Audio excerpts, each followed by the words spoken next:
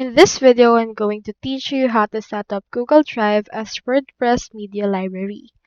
So if you're actually looking into setting up your own Google Drive as your WordPress media library, then this video is for you. So in order to do that, head over first to the WordPress website, which is wordpress.com. You should be able to see in here this login option. So just head over and click on it if you already have an account and you already have a website. Or if you don't have one yet, you can click onto this get started option that we can see right here in order to sign up for a WordPress account and create your own website using their generator. So I already have my own website right here. So when you click onto this plus icon right here, you should be able to see blocks, patterns, and media. In this case, let's head over and click onto this blocks or media option right here. You can see that we have images, open burst, as well as pixels as our media.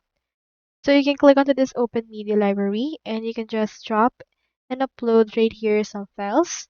And when you click onto this option right here, it has a media library that we have right there. So as you can see, it only presents the media that we have uploaded. So what we can do in this case is we can head over and just use this upload from URL option.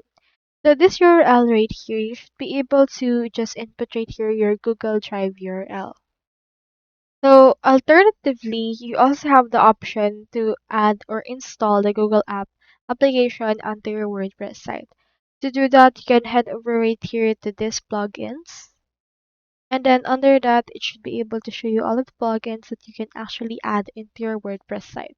So just wait for this to load and click onto this search bar right here, searching here for Google Drive. And then from in there, you can head over and search for it by clicking onto this search icon. And then you should be able to see some plugins such as this file managers, embed, and image options. So head over and click on which one you want for that. Just install it and it should be able to be added altogether.